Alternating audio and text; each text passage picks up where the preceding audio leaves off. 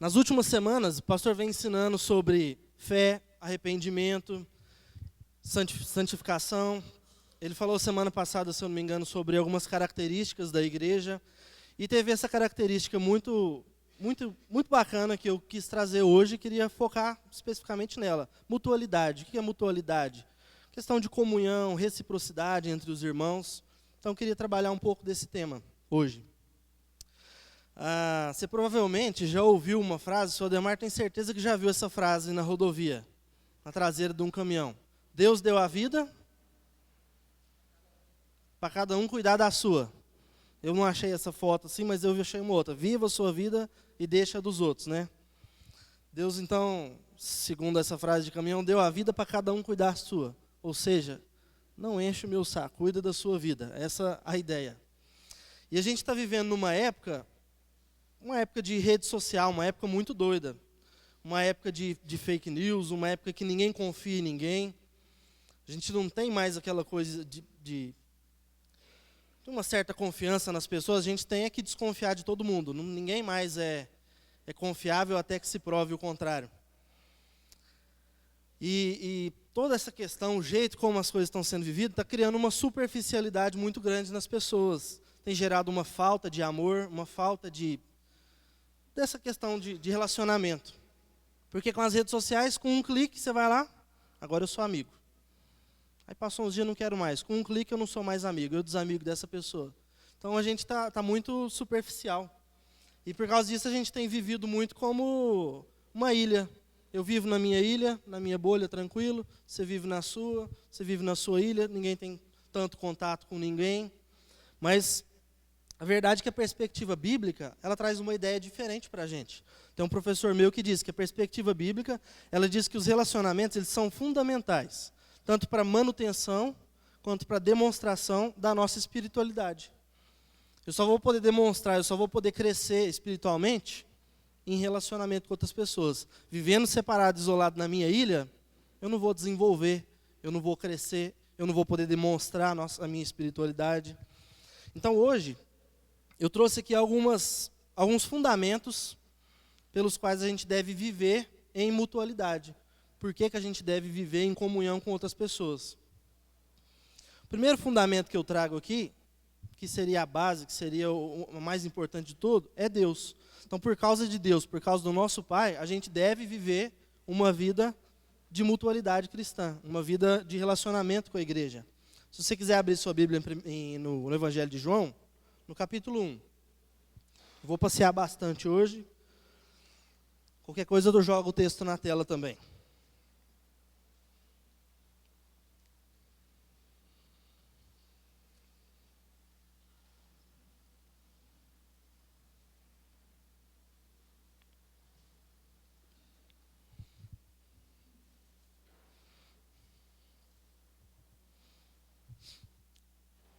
João, capítulo 1, versículo 12.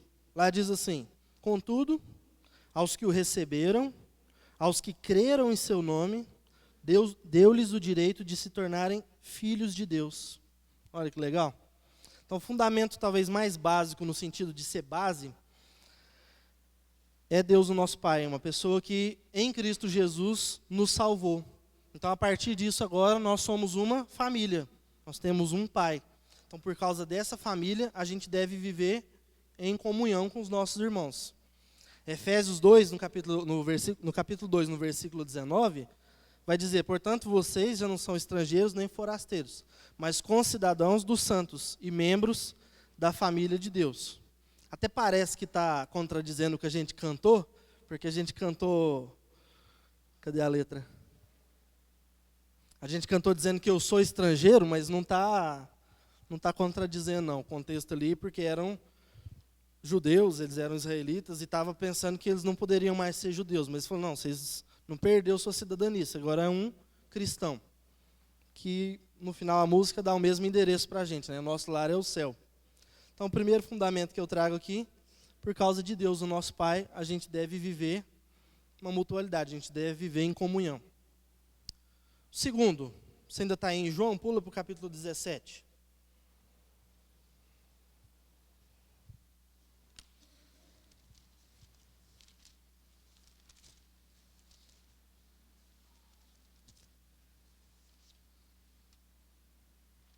17, 21. Capítulo 17, verso 21.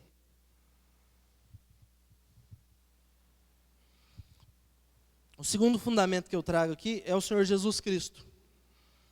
Então, em João 17, no 21, vai dizer, essa aqui é aquela famosa oração que Jesus está orando por todos os crentes, onde a gente fala, Jesus orou por você, foi nesse capítulo aqui. Depois você pode ler ela inteira aí. Mas no 21 ele fala, para que todos sejam um, Pai, como tu estás em mim e eu em ti, que eles também estejam em nós, para que o mundo creia que tu me enviastes. Eu tinha colocado lá. Então, por causa da nossa relação com Jesus, a gente deve olhar para os nossos irmãos e se relacionar com eles.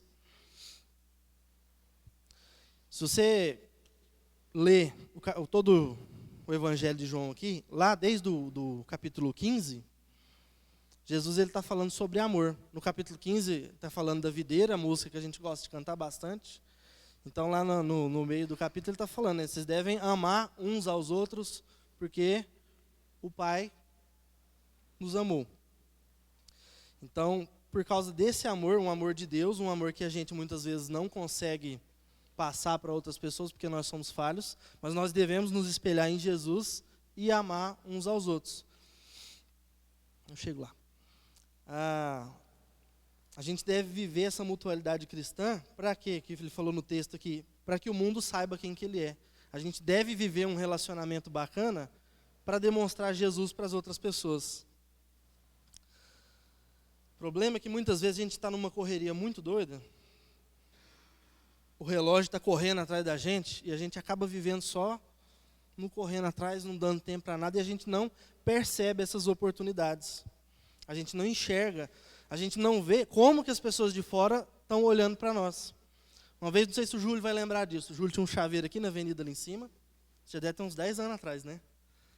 E aí, eu trabalhava de moto, fazia entrega, e eu parava muito ali, muito, passava aqui, eu parava lá, tomava uma coca, não sei porque as entregas atrasavam, mas a gente sentava lá, tomava uma coca, e tinha um vizinho dele lá, o cara que trabalhava com bicicleta, que um dia perguntou para ele, né, mas que negócio diferente esse dos vocês, que vocês parecem que tem uma amizade diferente, um negócio que vocês sempre estão trocando ideia aí, e tomando uma coca, que eu tomava demais.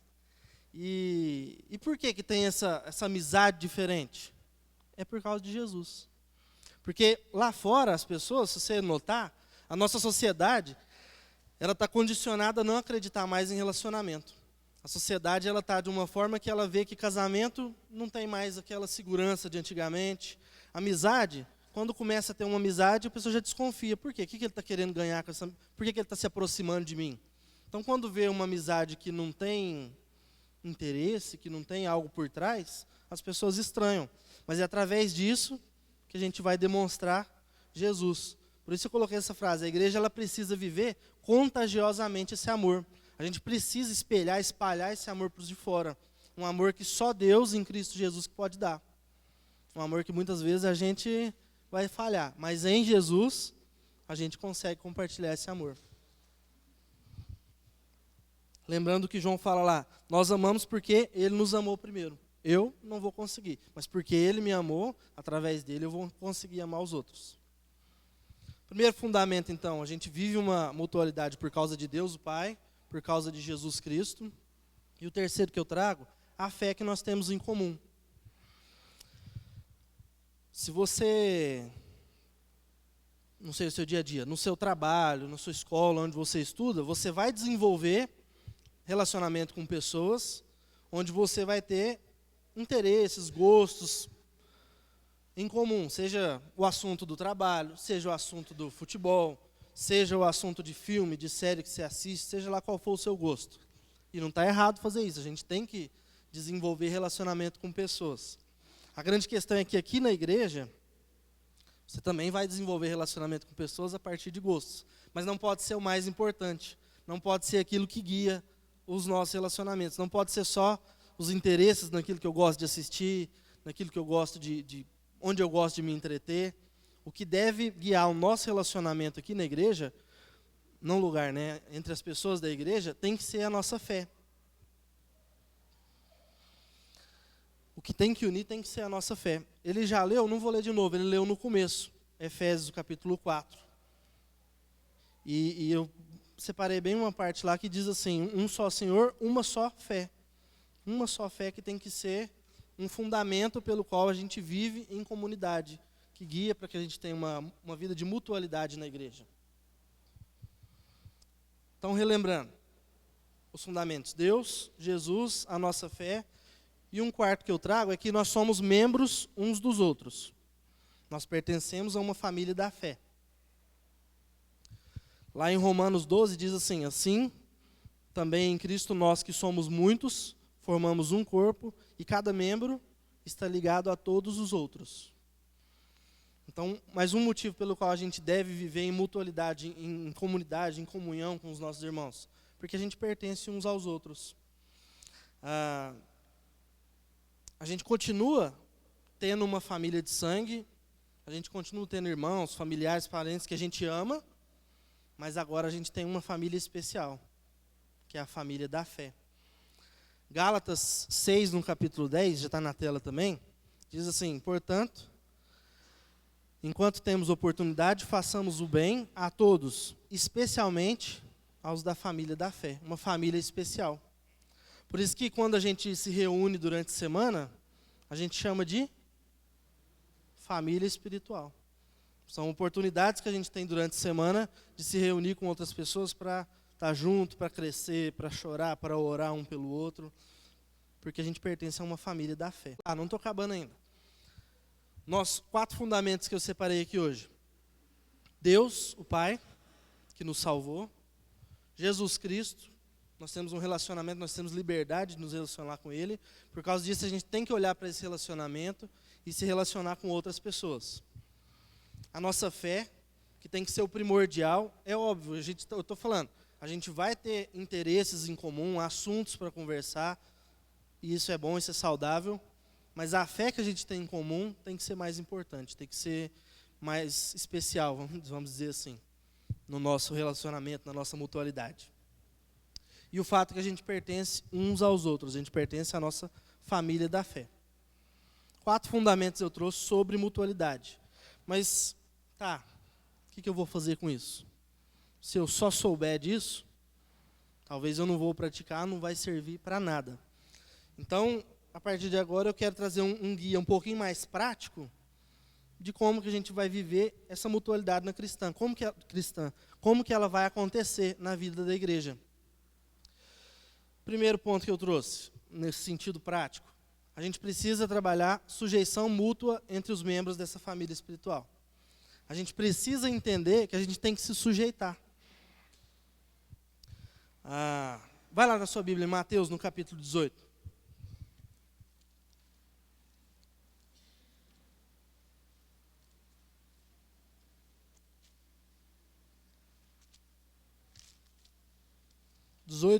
Do 15 ao 17 a gente vai ler.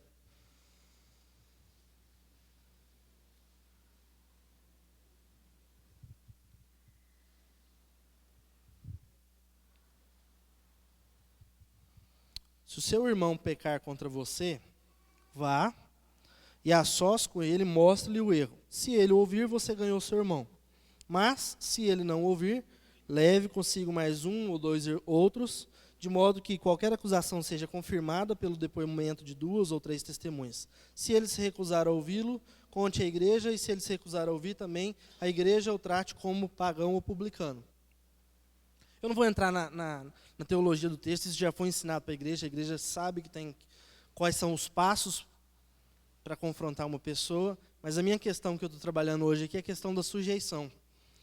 Pelo fato de que nós pertencemos a uma família, ou seja, nós somos irmãos, a gente deveria ter uma liberdade muito grande para fazer o que está mandando aqui. A gente deveria ter uma liberdade para chegar e falar, Jatobá, você está errado nisso aqui, assim, assim, assim. E ele deveria ter humildade para se sujeitar, falar a verdade, talvez eu precise de ajuda para mudar, ou seja lá o que for. A gente precisa ter essa liberdade de chegar uns nos outros. E quando alguém chegar, a gente precisa ter humildade para não ficar com mimimi. Então eu vou sair da igreja porque você me acusou. Não, ouve, seja mais humilde.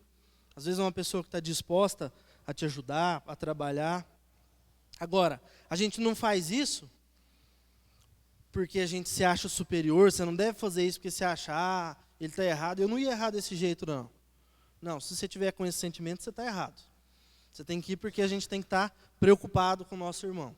A gente tem que estar preocupado com a nossa família. A gente tem que fazer isso porque, lá em Efésios, no capítulo 5, Paulo está falando, sujeitem-se uns aos outros por temor a Cristo. Então a gente tem que ter essa liberdade para falar uns com os outros aqui, sem gerar problemas, sem gerar estresse, por temor a Cristo. E a gente faz isso porque a gente deveria fazer isso por considerar os outros tão importantes quanto a gente mesmo. Sabe por quê? Acho muito legal isso aqui.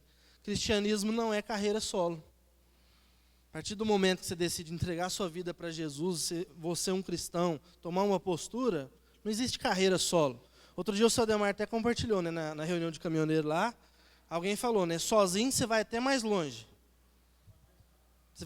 Sozinho você vai até mais rápido. Mas em comunidade ou com mais pessoas, você vai mais longe. Então, o cristianismo ele não é carreira solo. Ele é vida em comunidade.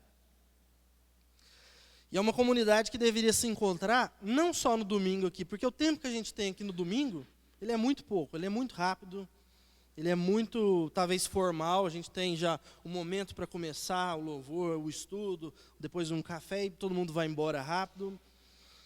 A gente precisava ter mais tempo, você precisava dedicar tempo durante a semana. E talvez você fale, não, mas eu trabalho o dia todo, eu estudo à noite e tal, mas a gente tem gastado tempo com bobeira, com trivialidade. E a gente pode usar ferramentas que a gente usa para bobeira. A gente pode usar um WhatsApp para mandar uma mensagem, como muitos têm feito aqui no grupo, né? Ora por mim porque o problema está difícil. Ora por mim por causa da saúde. E a igreja tem orado, isso que é muito legal. E a igreja orando, Deus tem respondido, que é mais legal ainda. Então a gente precisa cruzar, de alguma forma, a nossa agenda uns com os outros durante a semana. Deixa bobeira de lado e chama alguém para tomar um lanche na sua casa. Ou talvez você trabalha perto de alguém, chama para almoçar junto no centro. Mas vamos fazer uma coisa mais intencional, uma coisa mais de propósito. Eu notei que, né, você que tem filho, não, dedica tempo para os seus filhos. É a coisa mais interessante. O dia que eu chego, se de alguma forma a Daniela já pôs as meninas para dormir, porque elas estão dormindo mais cedo, e eu chego e elas já foram, elas deram muito mais trabalho. Agora, o dia que eu chego e sento com elas e brinco 5 minutos, elas dão menos trabalho, porque elas precisam da nossa atenção. Então, você que é pai, além de dedica a trazer seus filhos para a igreja. Dedica a trazer. Eu sei que não é fácil. Você acordar cedo, por exemplo, para vir trazer os meninos na UANS, você acha que até, vou desperdiçar meu tempo, mas não. É um investimento muito grande você trazer. Igual eu já falei outras vezes aqui. Se a gente não traz o nosso filho enquanto eles dependem da gente para caminhar, na hora que eles caminhar sozinhos, eles não vão vir para cá. Porque eles não vão gostar de uma coisa que eles não tiveram a vida toda deles. Quando a Bíblia fala, então, de confessar os vossos pecados uns aos outros, não é uma ideia de um padre, né, que você senta escondidinho na casinha e fala, eu fiz isso, o que eu faço para consertar? A grande ideia é que a gente não deve, quando alguém fala com você, sair falando para os outros. Você não deve condenar, você não deve espalhar. Mas ele falou também em texto, né, depois a gente vai chegar lá, de suportar, né, de dar suporte. Quando alguém confessa, é para carregar junto a carga. Você vê que o outro está difícil e levanta junto. Você vê que alguém está passando dificuldade, você pode ser suporte para ela. E é muito legal porque eu tenho certeza que se qualquer pessoa falar qualquer problema aqui na igreja, eu tenho certeza absoluta que ou tem outra pessoa que está passando pela mesma coisa e pode ajudar, ou tem alguém que já passou e já resolveu e também pode ajudar. Mas sabe o que acontece? Tem duas coisas que precisam acontecer. Tem duas coisas que são necessárias para que isso aconteça, para a gente colocar em prática a sujeição. A primeira, você precisa abrir seu coração. Eu sei que é uma coisa muito difícil. A gente é muito fechado por natureza. A gente vai ter dificuldade, vai ter vergonha, é muito mais fácil viver na minha ilha, isolado, do que eu abrir meu coração e pedir socorro, pedir ajuda. Mas a gente precisa ter essa liberdade. Agora, quando a gente abre o nosso coração, a igreja ela deve, não é ela deve acabar com fofoca. Isso não pode acontecer de forma nenhuma. Aquela velha história que já brincaram aqui várias vezes, né? Quando um chega e conta problema, depois você vai para o outro e fala, vamos orar por ele lá, porque está no pecado assim, assim. Você não está querendo orar, você está querendo só fofocar mais da vida dele. Então, quando a gente começar a abrir o nosso coração para viver essa mutualidade, a fofoca é uma coisa que não pode existir na vida da igreja, de maneira nenhuma. Então, nesse sentido mais prático, primeira coisa, sujeição. E a segunda que eu trouxe é que a gente vai precisar cultivar uma mentalidade de Jesus Cristo, o que é uma coisa muito difícil também. Vai com a Bíblia aí para Filipenses, capítulo 2.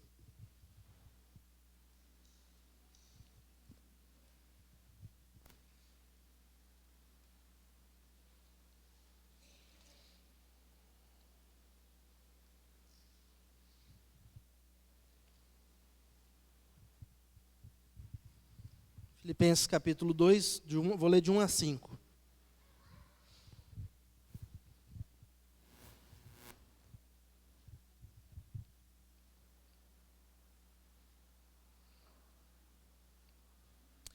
Se por estarmos em Cristo, nós temos alguma motivação, alguma exortação de amor, alguma comunhão no Espírito, alguma profunda afeição e compaixão, completem a minha alegria tendo o mesmo modo de pensar, o mesmo amor, um só Espírito e uma só atitude. Nada façam por ambição egoísta ou por vaidade, mas humildemente considerem os outros superiores a si mesmo. Cada um cuide não somente dos seus interesses, mas também dos interesses dos outros. Seja a atitude de vocês a mesma de Cristo Jesus. E é interessante que Paulo está falando com uma igreja que está lutando com um problema de relacionamento. Se você lembrar, lá no capítulo 4 de Filipenses, ele vai estar falando para Evódia e Síntique, né, vamos dar um jeito para parar com essa brigaiada de vocês aí. E Paulo está desafiando a igreja aqui, que aqueles irmãos eles precisam viver da maneira que Jesus viveu.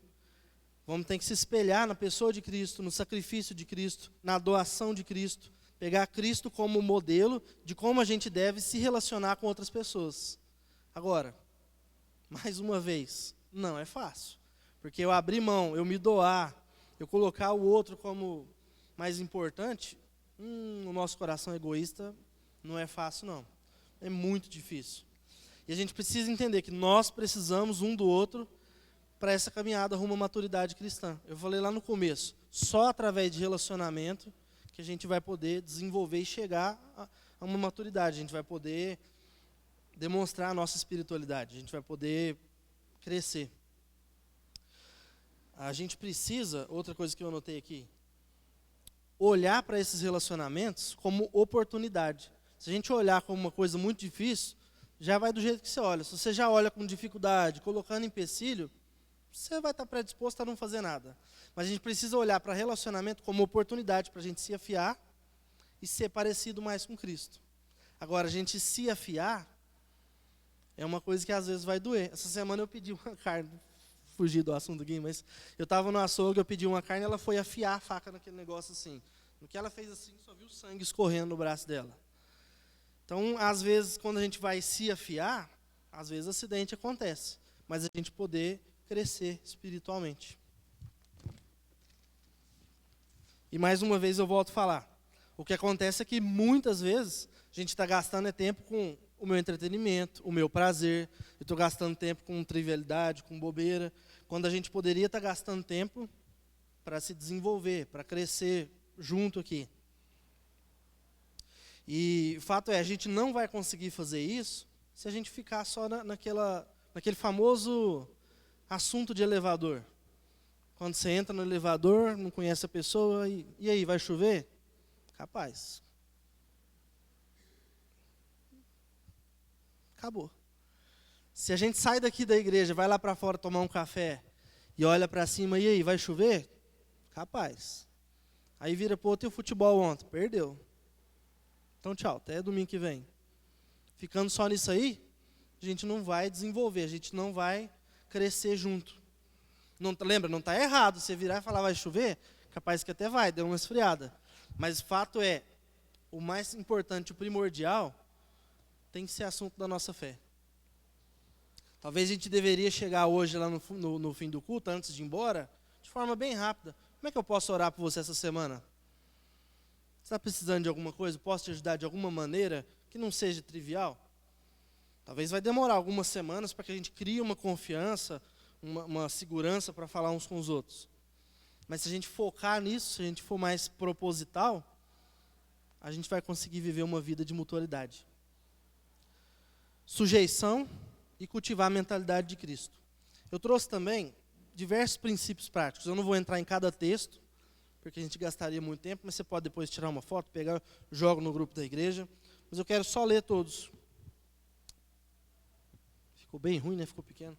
Mas lá de cima, amai-vos uns aos outros, tende o mesmo sentimento uns para com os outros, tende paz uns para com os outros, edificai-vos uns aos outros, acolhei-vos uns aos outros, admoestai uns aos outros, servi uns aos outros, levai as cargas uns dos outros, suportai-vos uns aos outros, como ele disse aqui no começo. A Bíblia nunca trouxe a ideia de suportar como uma ideia de tolerar. Eu tenho que suportar. Nunca. A Bíblia não trouxe essa ideia. Como ele disse, é uma ideia de sustentar, de dar suporte. Então, suportar nessa maneira. Como que eu posso te ajudar? Onde que está pesado para eu carregar junto com você? Continuando. Perdoai-vos uns aos outros, sujeitai-vos uns aos outros, instruí-vos mutuamente, aconselhai-vos mutuamente, consolai-vos uns aos outros, exortai-vos uns aos outros de novo, confessai, pois, os vossos pecados uns aos outros, orai uns pelos outros, tenham comunhão uns com os outros, confortem uns aos outros, cooperem em favor uns com os outros, façam o bem uns com os outros, como a gente leu lá no começo, né? Especialmente para os da família da fé. Agora, depois de passear nesse monte de texto, que diz como a gente tem que viver em comunidade, como a gente tem que viver uma mutualidade na vida cristã, sabe o que eu chego à conclusão? Que Deus não deu a vida para cada um cuidar da sua. Que não é vive a sua vida no seu mundinho e deixa do outro. Talvez até aquele outro ditado, né? A minha liberdade começa onde a minha liberdade termina onde começa a do outro. Não, na vida cristã existe invasão de liberdade, por mais estranho que isso possa soar. Deus ele nos deu o privilégio de cuidar um do outro. Isso é um privilégio muito grande. Agora, não, mais uma vez eu volto a falar, não como fofoca, como vamos cuidar da vida do outro para saber o que ele está fazendo. Tem que ser no sentido de amor. No cristianismo, então, precisa existir essa liberdade. Sabe por quê? Porque nós somos membros uns dos outros. A gente não pode ter uma mentalidade superficial de relacionamento e essa mentalidade superficial determinar como que a gente vive, cada um no seu quadrado e vida que segue. Não pode ser dessa maneira. A gente precisa invadir a vida um do outro num bom sentido. A gente não pode ver um irmão tomando uma decisão errada e ficar quieto no meu canto, porque, afinal de contas, não tem nada a ver comigo, é a vida dele. Eu já ouvi isso aqui na igreja. Não, o cara está fazendo besteira. Mas não vou falar não, porque é a vida dele, eu não posso intrometer na vida dele. A verdade é que pode. Porque a vida dele tem a ver com a minha vida. A decisão errada que ele toma vai influenciar a minha vida. A gente leu lá em Romanos 12. Nós somos membros de um mesmo corpo. Quando um membro do corpo sofre, a verdade é que todo mundo sofre. Talvez em maior ou talvez em menor implicação, mas quando um faz alguma coisa de errado, afeta todo o corpo. Então a gente tem o privilégio de cuidar um da vida do outro. Meu desafio para a igreja: procura perceber oportunidade para viver essa mutualidade. Talvez fora daqui no domingo, durante a semana. Como que você vai cuidar da vida dos seus irmãos? Como que você vai ver alguém cuidando da sua vida e não criando problema por isso, entendendo que isso é amor, entendendo que isso é um privilégio da igreja? A gente precisa ser intencional. A gente precisa buscar fazer isso com uma boa intenção. Amém? Vamos cantar mais uma?